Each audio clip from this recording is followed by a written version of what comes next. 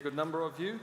Welcome to what I think is the 10th and final CBI check-in with COP here in the New York Times hub. Our subject today, notionally, but nothing's off limits, is Are Net Zero Towns and Cities a Pipe Dream? And I want to offer a preliminary answer to that with the greatest of affection for Glasgow. I have a son who's at university here. I feel I'm a local now. The answer to that question is, if you're not careful, yes, they are a pipe dream. We heard a lot at the beginning of COP about Glasgow's enormous electric bus fleet. I heard from someone the other day that about 3/4 of the chargers are not working. So this is a tough problem. But anyway, we'll zoom out as far as the focus is concerned to begin with and come straight to Tony, because we don't have much time. Tony Danker is the CEO of the CBI. Tony, you've been here for a good number of the past 10 days. Give us your sit rep with about a day and a half or 2 nights and a day of negotiating still to go. Are you getting the feeling that it is going to meet, surpass, or disappoint expectations? Well, if you'll forgive the predictable joke, it's good cop, bad cop, isn't it? Has anybody done that yet? No, I haven't heard that before. Is that literally the first time we've done good cop, bad cop? Yep. We've had flop cop. We've had what? Which one? Cop flop. Cop flop? Yeah. No, good cop, bad cop, right? If you are focused on 2050, this is a good cop, right? We have made progress towards that. We think it might be 1.8 we're heading for, and so 1.5 is very much alive. If you're focused on 2030, and we think we're heading for 2.4, by the basic metrics, that's not good enough. So you're right, what's starting to happen is, someone's blowing the whistle for extra time. And I think there is a rush now on to see what can we do by Saturday evening, and will the finish line and the fear of returning away from the arena, will that drive some really extra performance and extra results? And already a little bit of anticipation of we're not going to quite get where we wanted to get. So let's, challenge this idea that we only do this every 5 years, and let's keep going.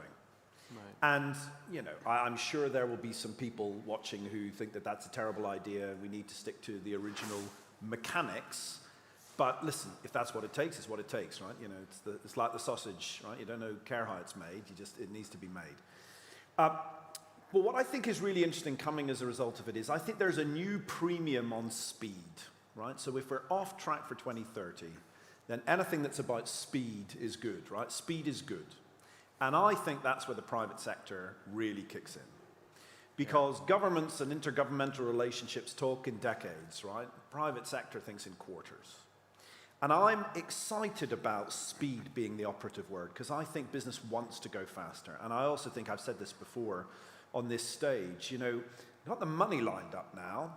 If we get the accounting and reporting lined up, I'd love us to try and do something on carbon pricing and carbon markets by the close of Saturday, because then what you've got the architecture for a very fast-moving green economy. So I think speed is good, given we're off track for 2030.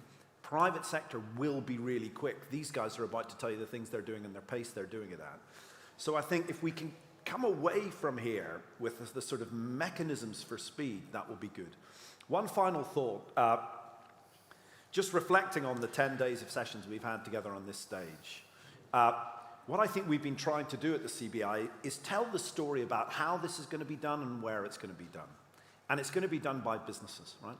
It's going to be done by businesses in cities, probably businesses and mayors and local governments working together. That's where it's going to be done. Yeah. It's also going to be done in supply chains, right? I think now the Scope 3 emission thing, which was always seen as, the hypothetical bit we'll get to sometime. Now we're starting to see people that live in supply chains fearing that they're going to be left behind unless they get ready for the supply chain pressure that's coming. And then final observation is all about consumers. I said on this stage the other day, it will be business that popularize sustainable living for consumers.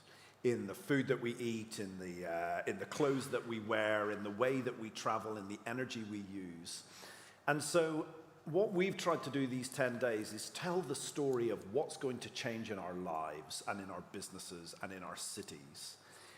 So that regardless of 2070, 2060, 1.8, Speed happens, and it happens on the ground where people live and work.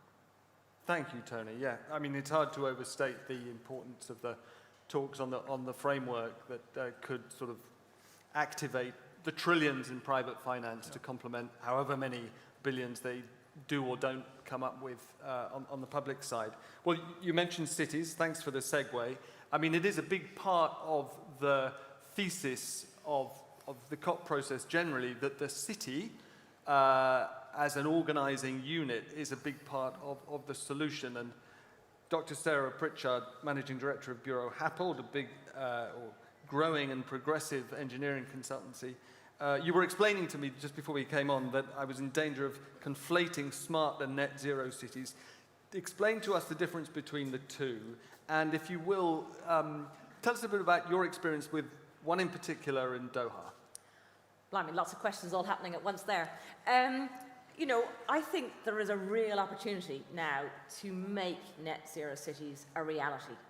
We've got the technology. We increasingly have the technology, both to decarbonize the buildings in which we live and work and operate in terms of the electricity or the energy they use, and also to reduce the embodied carbon in those buildings. So that's becoming something that engineers, consultants are really, really understanding. We need, as part of that, to take clients on that journey so that they understand the benefits and how that can be used.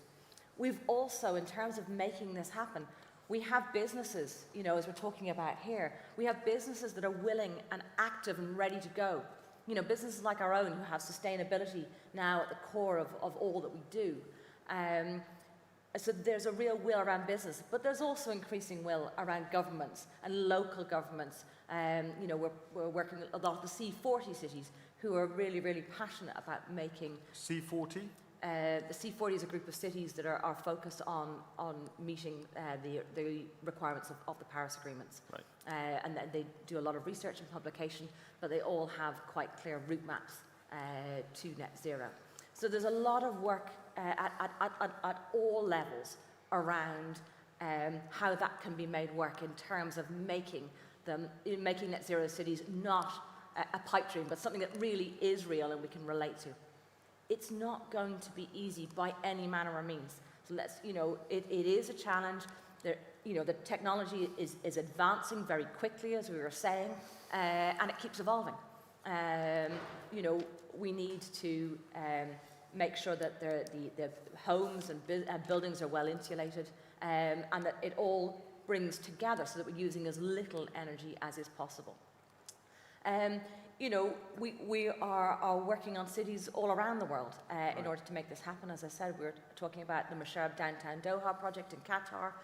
Again, the regeneration of an urban landscape in the heart of a Middle Eastern city with a real sustainable focus. So it is going to be, you know, it's going to need to be something that we're concentrating on all the time.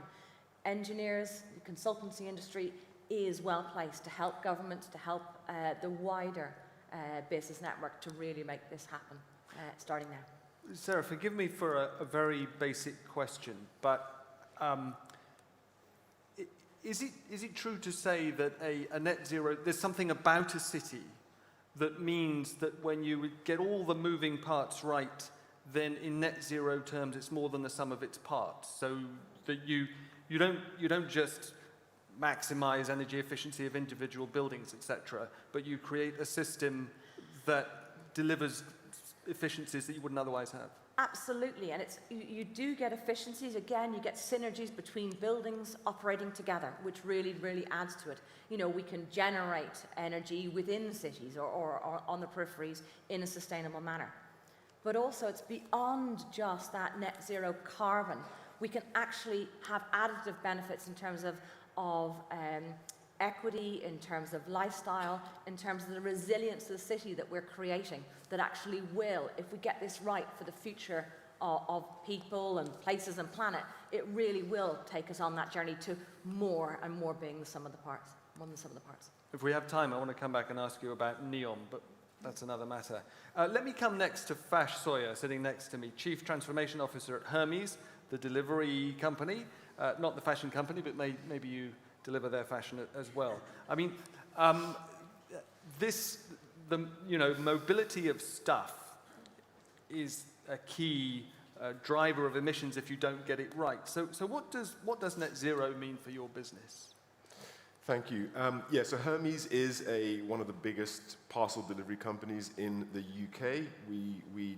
Last year we delivered 650 million parcels, and on a daily basis we deliver anywhere between 1 to 2 million parcels, and so we probably touch 1 million households a day, and Right. Effectively our network is national, and I think we cover 98% of the UK. Now, and a big portion of that is obviously in cities, London, Manchester, Birmingham, etc. And our traditional model was just a courier-based model, right? So we have a big sort of sortation network, but ultimately the final delivery has traditionally been done by couriers in cars and sometimes in vans. What we've been doing over the last couple of years, and it's really gathered pace now, is we're taking our net zero commitment very seriously. We've put out a net zero 2035 goal for our business, which is not just our scopes 1 and 2, but it's also scope 3, which covers our network of self-employed couriers, and specifically in the urban context, there are a number of things that we're doing to sort of accelerate that opportunity. One of them is shifting our business to what we call out-of-home delivery. So rather than a courier delivering to your door, we utilize a network of parcel shops and lockers. Currently, we've got about 8,000 of them around the country, heavily sort of concentrated in the urban centers, and we'd like to grow that number to sort of 20,000 parcel shops and lockers over the next 3 or 4 years. And how does that help from a climate perspective? It means fewer wasted journeys. Yeah, so what it means is you're effectively eliminating that final, what we call the final mile, where the courier delivers to your doorstep. Right. And instead we can actually have real density where we drop off parcels in a local parcel shop, and then the end customer has hopefully no more than a 5-minute walk to go and collect their parcels from the parcel shop. And it gives them more convenience because they can pick it up whenever they want, etc. But fundamentally, we've done the analysis on our carbon footprint, and a parcel that is collected on foot from a parcel shop or a locker has 30% of the CO2 footprint compared to a parcel that's delivered by a courier for that to final your doorstep. For that final mile. So that final mile is a hugely intensive part of our carbon footprint. So one of the things that we're doing is we are proliferating parcel shops and lockers, and we're trying to kind of encourage both the retailers with whom we partner, but also the end consumers to adopt the usage of parcel shops and lockers. Because we think it'll ultimately be a very convenient way for people to receive their parcels, but clearly it's got a huge positive impact in terms of getting to that sort of net zero objective that we have. So that's one important development, and we're not the only ones doing it, but I'd say we're probably the leading player in the UK market in terms of proliferating this out-of-home delivery solution. In addition to that, we're also in a process of migrating our entire van fleet from diesel to EV. Right? So we're currently sitting at 28% of our fleet is electric, and the goal over the next few years is to migrate to 100% electric. And the electric vans are the ones that deliver from our depots to those parcel shops, right? So it's a really important part of our network. And the constraint at this point in time really is the availability of suitably spec'd vans that can fulfill the kind of requirements we have in terms of load, capacity, range, speed of charging, etc. So we've just gone through a tender exercise, and we've selected a preferred van supplier, and as I say, over the next few years, we're going to really look to transition to 100% EVs in our network. And then the final point I would make on the sort of zero carbon cities is we're also piloting what we call street portering or foot portering, which is where rather than having a vehicle come, or rather than go and collect from a parcel shop, we actually have couriers who deliver on foot. So they have big, essentially almost like a cricket bag And A bit like a postman. a bit like a postman, back to the future, exactly. But it's the combination of an electric van and that final kind of foot-based delivery, which again has a much lower carbon intensity. So we're piloting that, and it really works in very dense urban areas. And if that pilot is successful, we'll look to sort of roll that out across major cities and kind of through these means and others, kind of gradually move towards that sort of net zero goal. I do want to ask you about the vans, right? 2 questions. Why has it taken so long for fleet operators generally to adopt electric rather than petrol or diesel? You've made the point about availability, but the advantages, so perhaps all the blame lies with the manufacturers. But as I was saying to you earlier, if you're running a fleet, you know roughly where your vehicles are going to start and finish the day, how far they're going to go. So you should be able to set up your own charging infrastructure if nobody else does it for you. And I've always been baffled as to why the obvious advantages of not having to fuel your fleet at a petrol station at, the 50 quid a time haven't sort of overwhelmed everything else. So there's that question. And the second part of it, forgive me, is when a new manufacturer comes along with something that does meet your spec requirements, do you worry that affordability will be an issue? Okay, so 2 questions. Let me deal with the first question. First, as I said, the constraints in terms of deploying, look, I can't speak for other operators in the industry. I can only speak from our perspective and from the analysis that we've done. The biggest constraint has been the availability of vans that have the spec to do the job that we need to do, right? And as easy as it might be to say, look, let's just reconfigure our entire network, it's not that easy to do, right? So, we have a national network.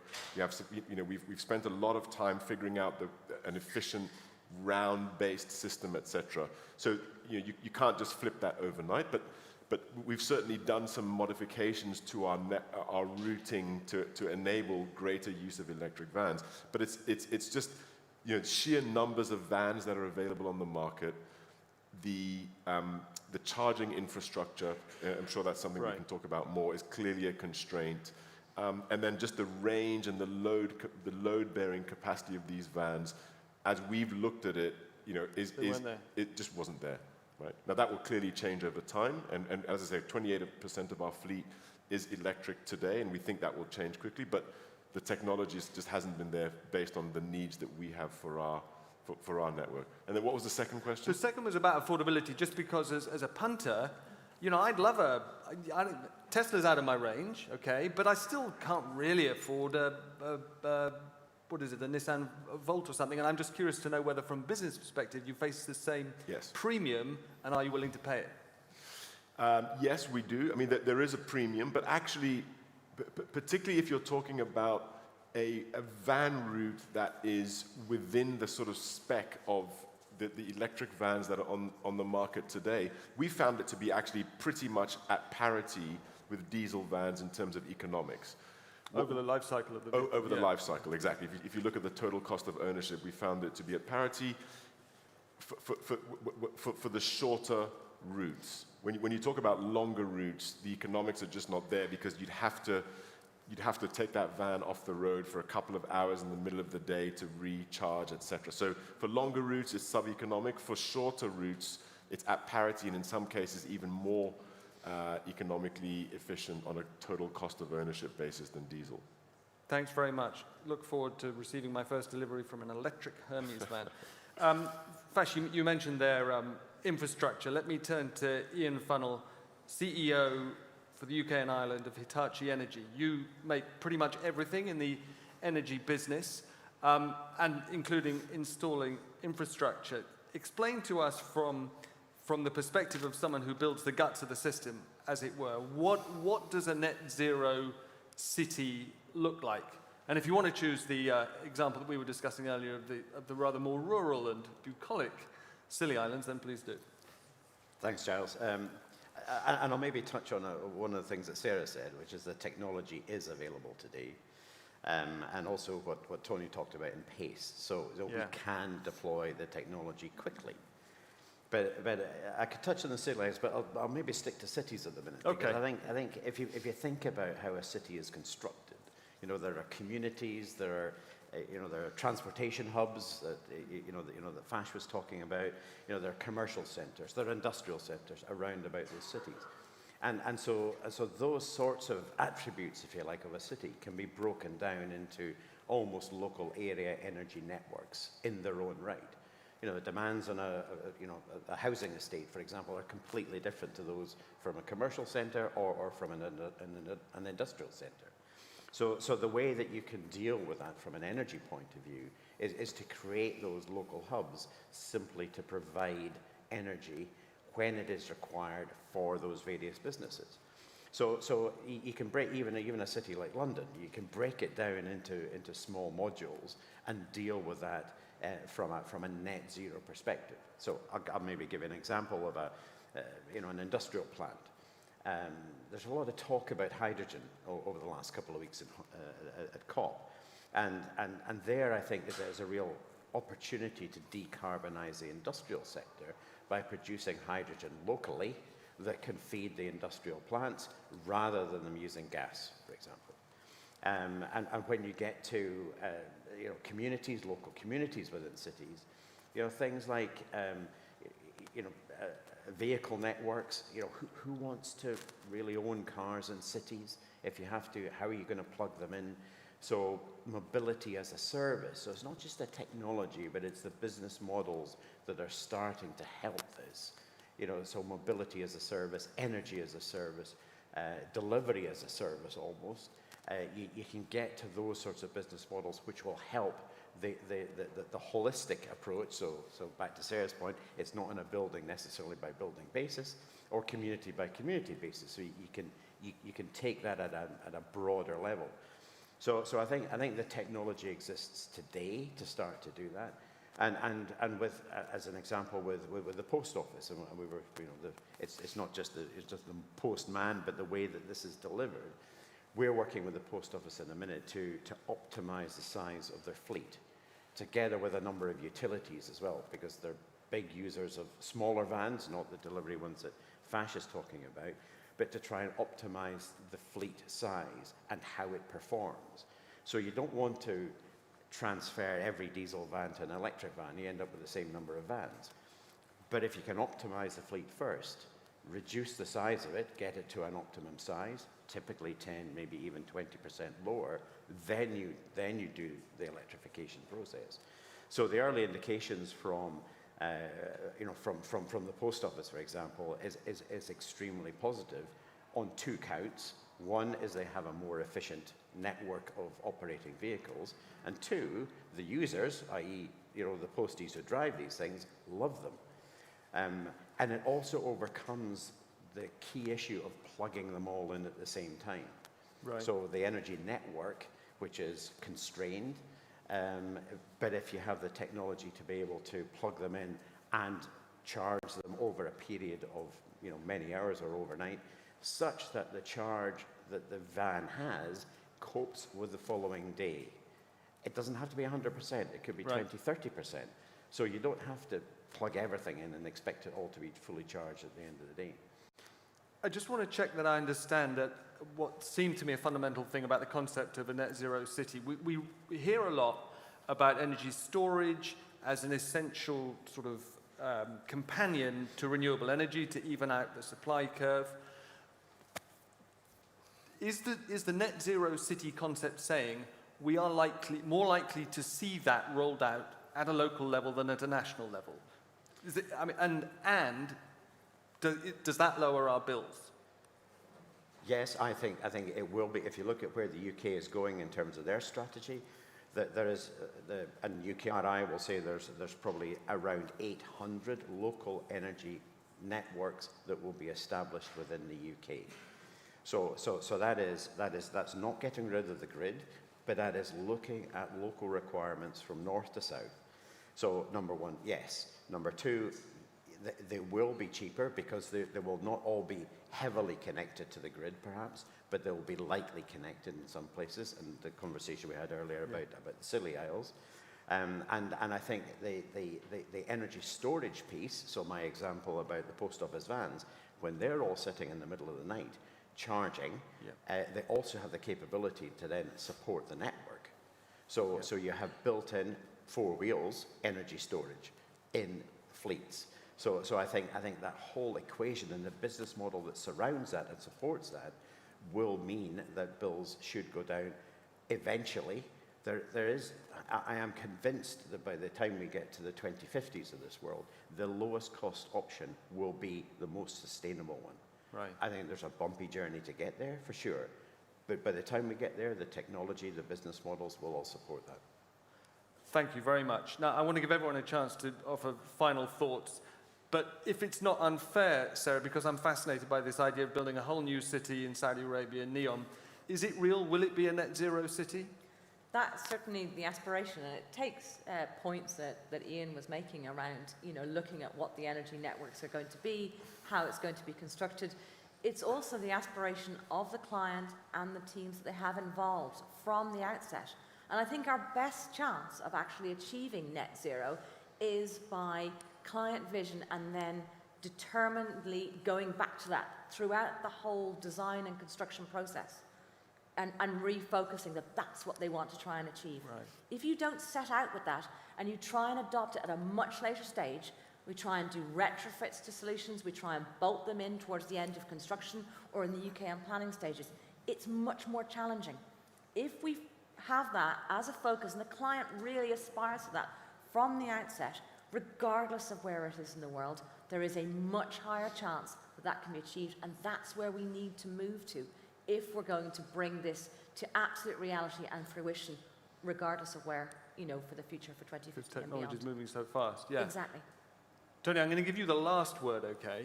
But Fash, let me come to you. Rate COP26 for ambition and results, with the proviso that we don't know the final results, but expectations were very high. What's your general feeling out of 10, where 10 is maximum ambition and 1 is 0, for that, and how you sense it's panned out? Ambition 8 to 9. Can't fault the level of ambition and I guess to some degree the level of hope coming in. Results we'll have to wait and see, but significantly lower than 8 or 9, sadly, in my view. Probably 5 to 6. Fair enough. Ian? I would agree with Fash on the sort of 8 to 9. I think the ambition in terms of where we need to get to, the technology's there. For us, organizations like us, 2030 is today. 2050 is tomorrow or next week.